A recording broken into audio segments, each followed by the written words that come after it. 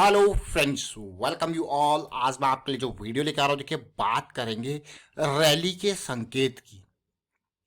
अगर आप इन संकेतों को, इन सिग्नल्स को धीरे धीरे समझने लगे और अपने एंड पे डिकोड करने लग गए तो आपको बहुत मजा आएगा।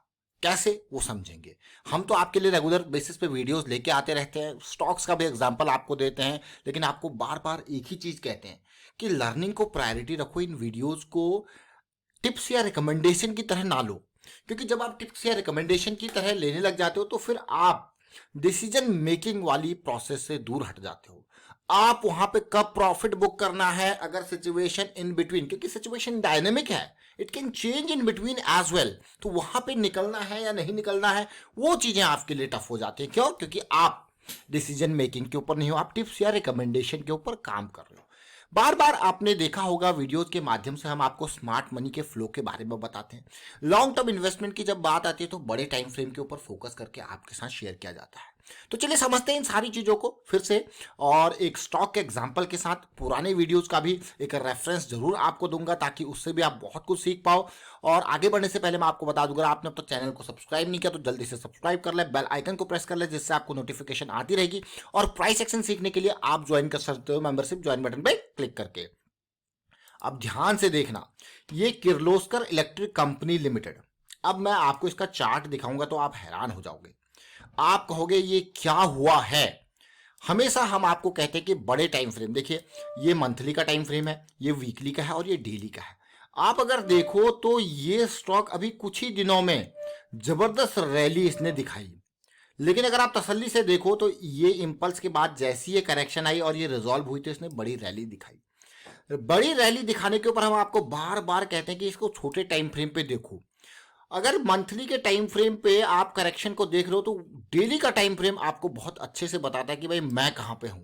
और डेली के टाइम फ्रेम पे ये सिचुएशन जब आपको देखने को मिलती है तो ये क्या है, आपको बार बार बता रखा है कि भाई समय जरूर लगता है चीजों को आपके सामने बिल्कुल अनफोल्ड होने में।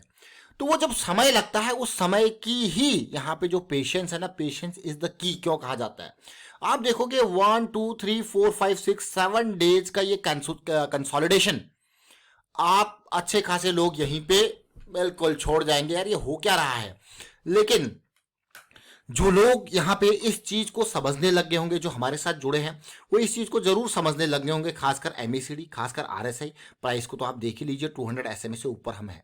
तो वो ये बिहेवियर को समझ रहे होंगे कि ये कंसोलिडेशन विद लोअर वॉल्यूम है, और ये वॉल्यूम का रिलेशनशिप आपको बहुत अच्छे से बता रखा है। ऐसी सिचुएशन पे ये वॉल्यूम बड़ा आएगा, जब ये कंसोलिडेशन होगा तो वॉल्यूम कम होगा, फिर आएगी बड़ी रैली आएगी।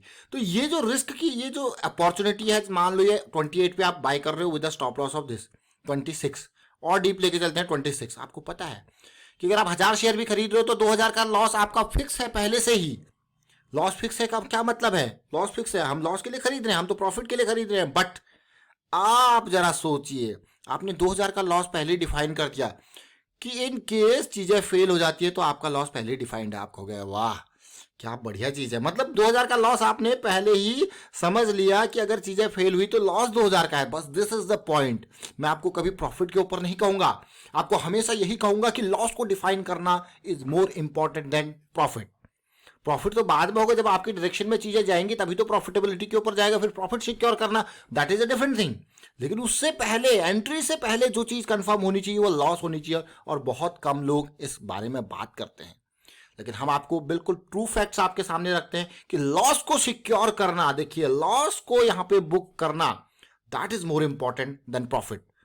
क्योंकि आपको हमेशा बड़े लॉसेस से कौन बचाएगा? यही रिस्क मैनेजमेंट। तो रिस्क मैनेजमेंट के ऊपर काम करना है। ये सिचुएशन देखिए, अब आप कहोगे यार वाह ये तो क्या क्या कॉम्बिनेशन है, क्या कॉन्फ्लुएंस है। ये देखिए बहुत इंपॉर्टेंट ये चीजें।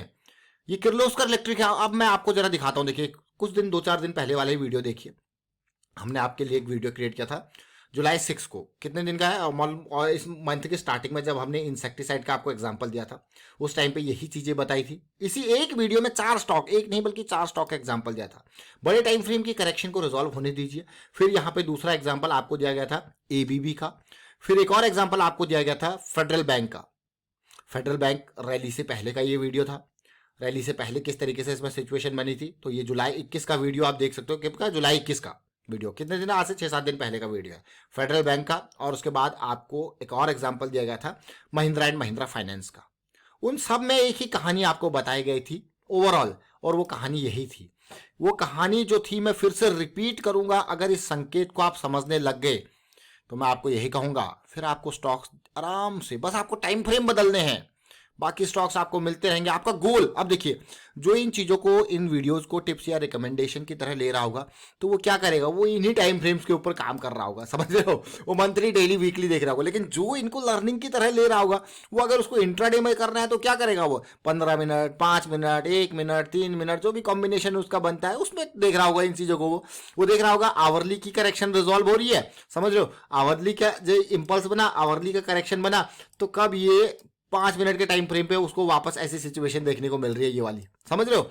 तो वही रिलेट कर पाएगा जो सीख रहा है।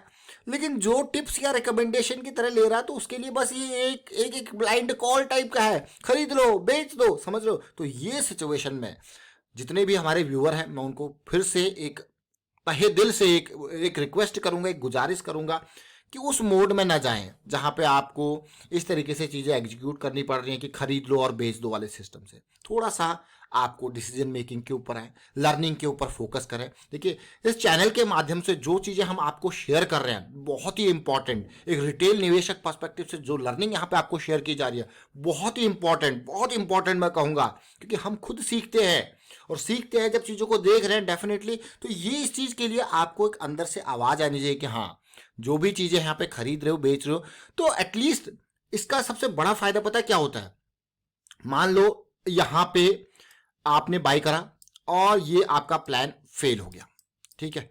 अगर आपने टिप या रिकमेंडेशन से ये काम किया है, तो आप क्या करोगे, you will directly blame that person जहां से, या फिर जो भी सर्विस है जहां से आपको टिप या रिकमेंडेशन ली है।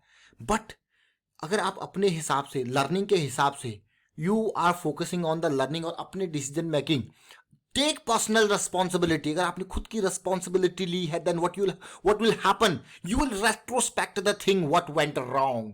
This is the very important thing, what went wrong, क्या गलत हुआ, so that in future you will not repeat the same mistake again, what went wrong. अगर हम बात करें यहाँ पे रिस्क मैनेजमेंट में, जब इस तरीके से चीज़ें आती हैं, तो रूट कॉज जो एनालिसिस की जाती है, उसमें डेफिनेटली अगर मैं और टेक्निकल टर्म्स में जाऊँ, तो जो लोग थोड़ा सा मैं कहूँगा इन चीज़ों में हैं, वो बनाते होंगे फिश बोन डायग्राम, क्या गलत हुआ, अलग अलग कॉजेज को एनालाइज करते होंगे, why there is a why model, क्यों क्यों क्यों क्यों, अपने आप से सवाल पूछोगे। लेकिन अपने आप से तो आप तब सवाल पूछोगे जब आपने खुद की लर्निंग से, खुद की डिसीजन मेकिंग से ये ट्रेड लिया, ये इन्वेस्टमेंट किया। अगर आप टिप या रिकमेंडेशन पे गए, तब आप खुद से सवाल नहीं पूछोगे। सो इंप्रूवमेंट की तो, समझ रहे हो, इंप्रूवमेंट की तो सोचो ही मत, क्योंकि आपने लर्निंग के ऊपर काम ही नहीं किया, आपने तो टिप्स या रिकमेंडेशन से काम किया। लेकिन हाँ, आपने डिसीजन मेकिंग खुद करी है, देन डेफिनेटली आपको इंप्रूवमेंट एरिया पता होगा। If you have that improvement area आपको पता होगा, then definitely you will try to improve, at least you will try to improve. Improvement तो बात की बात है, but you will try in future, next time मैंने क्या गलत किया, क्या मेरा स्टॉप लॉस एग्जैक्टली वहीं पे हिट हो गया, प्लान फेल नहीं हुआ, वैसे हिट हुआ, या फिर ये थोड़ा सा मुझे बफर जोन और लेना है, या फिर ये चीज मैं गलती कर रहा हूं, वॉल्यूम का तो सपोर्ट ही नहीं था, समझ रहे हो, आरएसआई तो बिल्कुल सुपर मोमेंटम एरिया में था ही नहीं, एमएसीडी तो मोमेंटम में था ही नहीं। ये सारी चीजें आप तब रेट्रोस्पेक्ट कर पाओगे जब खुद से डिसीजन लोगे। देखिए, रिटेल निवेशक पर्सपेक्टिव से बहुत इंपॉर्टेंट लर्निंग यहाँ पे कोशिश करते हैं आपके सामने, वीडियोस कम आती हैं, टाइम कम होता है, इसी बेसिस पे वीडियोस कम आती है, तो इसलिए मैं आपको कहूंगा कि प्राइस एक्शन सीरीज को जरूर देखें, वहां पे काफी डिटेल में ये चीजें बताई गई हैं, ताकि आप इन चीजों पर फोकस करो। और फिर कहूंगा रिस्क मैनेजमेंट के साथ जाना है, लर्निंग के ऊपर मेजर फोकस होना चाहिए, प्राइमरी थिंग है आपकी लर्निंग। एंड वीडियो को आप शेयर कीजिए, लाइक कीजिए, प्राइस एक्शन सीखते रहिए, प्रैक्टिस करते रहिए। और ये संकेत आपको जरूर फिर से बताए गए हैं कि एक रैली के संकेत, बड़े टाइम फ्रेम और छोटे टाइम फ्रेम का जुगलबंदी आपके शेयर किया गया है। Thank you for watching the video.